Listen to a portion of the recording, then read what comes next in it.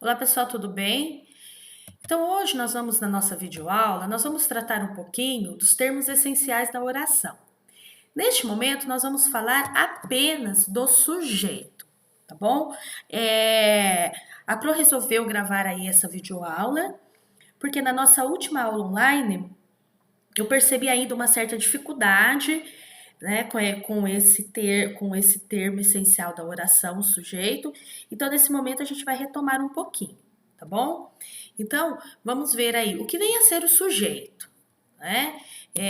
O sujeito aí da minha oração, beleza? Então, o sujeito, eu posso falar que ele, dentro da minha oração, ele é a pessoa que pratica a ação verbal, ele pode ser a pessoa que recebe a ação verbal e ele pode ser a pessoa que pratica e recebe a ação verbal, tá certo? Então, o que significa isso? O meu sujeito é aquela pessoa de quem eu estou falando, tá certo? Outra coisa importante eu destacar que o meu sujeito vai ser aquele elemento responsável pelas vozes verbais, que a gente vai ver um pouquinho mais à frente, tá? O que é essa questão das vozes verbais, né? É quem está falando aí dentro do meu texto, tá certo? Então, se eu estou falando do meu sujeito, se o meu sujeito, ele é um sujeito agente, o que significa isso quando ele é um sujeito agente? É quando ele está praticando aquela ação colocada pelo verbo. Então, eu vou ter o quê? O sujeito agente, tá? Ele está praticando aquela ação. Então, eu coloquei um exemplo para vocês assim, ó. Alguém colocou o cimento novo. De quem que eu estou falando? Eu estou falando de alguém. Então, esse alguém meu aí vai ser o sujeito, tá certo? Ele está sofrendo ou ele está praticando a ação? A gente percebe que ele está o quê? Praticando a ação. Eu não sei quem é esse alguém, mas esse alguém colocou o cimento. Então, eu vou ter aí um sujeito agente. Quer dizer, ele praticou a ação, tá certo? Depois eu tenho o meu sujeito paciente. Eu não falei lá para vocês que o sujeito ele pode praticar ou sofrer a ação? Então, o sujeito paciente é quando o meu sujeito ele vai sofrer a ação, tá certo? Eu tenho aí o sujeito paciente. Então, na minha frase está lá assim, ó, o cimento novo foi colocado por alguém. De quem que eu estou falando? Eu estou falando do cimento novo, certo? Então, esse é o meu sujeito. Esse meu sujeito, cimento novo, ele praticou uma ação? Não, eu percebo que ele fez o quê? O que aconteceu com ele? Ele sofreu a ação. Então, ele foi colocado. Então, alguém pegou esse cimento novo de quem eu estou falando e colocou em algum lugar. Então, ele está sofrendo a ação. Então, ele é um sujeito paciente, tá certo? E depois eu tenho o sujeito reflexivo.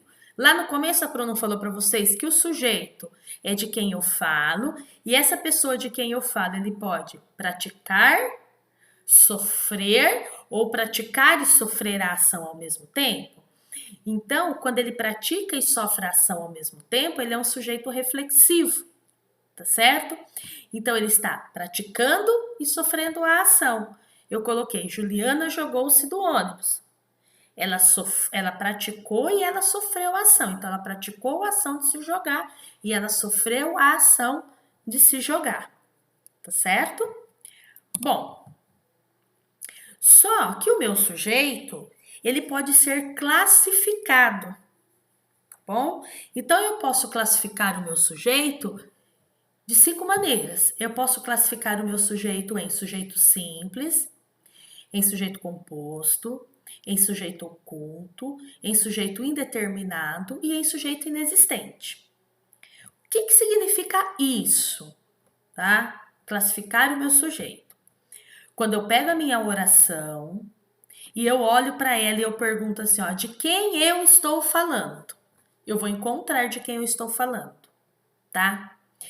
Esse elemento que eu encontrar, dependendo do que for encontrado, é o que vai ser caracterizado como sujeito simples, sujeito composto, oculto, indeterminado ou inexistente.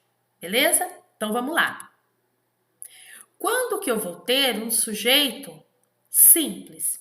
Eu coloquei lá, ó, possui apenas um núcleo. O que vem a ser esse um núcleo? Tá lá assim, ó. A maioria do STF autoriza a Receita a receber dos bancários sem decisão, dados bancários sem decisão da Justiça. De quem que eu estou falando? Eu estou falando da maioria do STF, certo? Então, quando eu falei a maioria, a palavra maioria é um item só. Então, se eu tenho um item só, essa maioria aqui, eu só tenho um item, então eu vou ter o quê? Um sujeito simples. Porque eu estou falando de apenas um elemento. Tá certo? Depois, eu tenho o que eu chamo de sujeito composto. Eu coloquei lá para vocês, ó. Possui mais de um núcleo distinto. Aí tá lá a frase: Safadão, protestos e brigas esquentam o carnaval de BH. De quem que eu estou falando?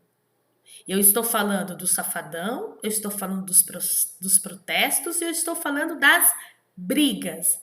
Então, dentro do meu sujeito, eu vou ter 3 elementos que eu estou citando: o Safadão, os protestos e as brigas, tá? Tudo isso junto esquentaram o carnaval de BH, de Belo Horizonte.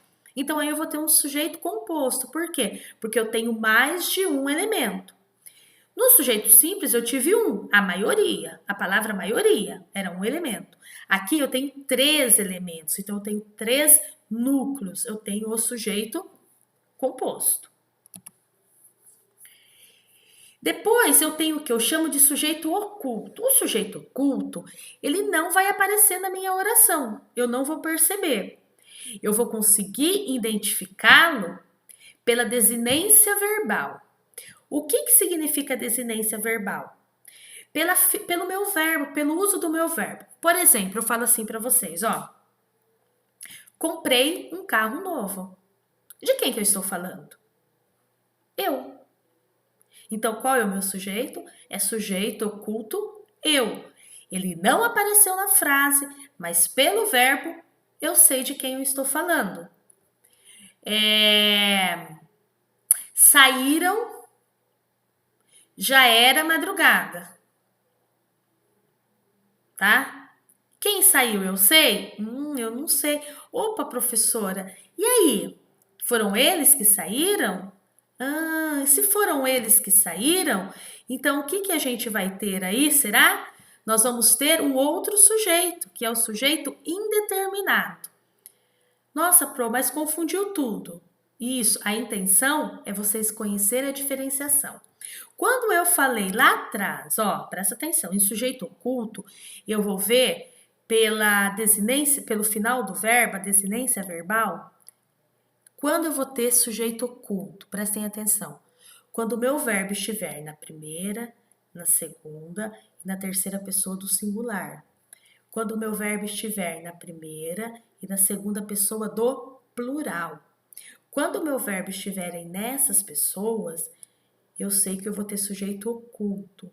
Porém, quando o meu verbo estiver na terceira pessoa do plural, que são eles, eu vou ter o sujeito indeterminado. Por quê? Porque eu não sei de quem eu estou falando, tá? O exemplo, ó, anunciar e garantir que o mundo ia se acabar. Quem garantiu? Eles. Eles quem? Não sei. Quem garantiu que o mundo ia acabar? Alguém. Alguém quem? Não sei. Então aí eu vou ter o sujeito indeterminado. Agora, se eu falo assim, ó, nós chegamos atrasados. Então, nós apareceu. Beleza. E se eu falo, chegamos atrasado, quem chegou atrasado? Nós, tá? Chegou atrasado. Quem chegou atrasado? Ele, tá certo? Estou com fome. Quem está com fome? Eu. Qual é o sujeito oculto? Eu. Entenderam a diferença? Então, sujeito oculto, eu vou perceber pela designação, pela desinência verbal. Sujeito indeterminado, eu vou ter verbo na terceira pessoa do plural, né? Eu também vou ter os verbos quando aparecem o se, mas aí a partícula se, que é o índice de indeterminação aí de sujeito. Mas depois a gente vai ver isso de uma maneira mais detalhada aí num próximo vídeo, tá certo? Aqui é mais para vocês relembrarem a questão do sujeito, tá bom? E para finalizar aí o tipo de sujeito, a gente tem a oração sem sujeito, que também é chamado de sujeito, também é chamada de sujeito inexistente, tá? Quando que a gente vai ter essa oração sem sujeito? Quando aparecer os verbos ser e fazer, indicando o quê? Tempo, hora, data, indicação climática. E quando eu tiver o verbo haver, né, no sentido de existir, de acontecer e de tempo. Então, toda vez que aparecer esses verbos que eles estão indicando aí também fenômenos da natureza, a gente vai perceber que a gente tem uma oração sem sujeito. Então, por exemplo, choveu mais de 10 dias no interior do Paraná. É um fenômeno da natureza? É. Então, eu tenho uma oração sem sujeito. Que quem chove? Quem choveu? De quem que eu estou falando? Choveu, né? Choveram críticas ao ministro da Educação, tá? É um fenômeno da natureza? Choveram aí? Não é, mas está retratando como se fosse um fenômeno da natureza. Quer dizer, foram tantas que pareceram o quê? Uma chuva, tá? Então, eu tenho aí uma oração sem sujeito, tá certo? Então, esse item aí foi mais para vocês relembrarem, né? Depois a gente vai trabalhar detalhadamente cada um deles aí dentro do texto, dentro dos textos que virão aí na unidade para a gente estudar, tá bom? Aqui a Pro colocou alguns exemplos para a gente tentar observar. Então, tava lá assim, ó. Leia o trecho abaixo para responder as questões, né? Eu até fiz um recorte, mas eu coloquei algumas só aí.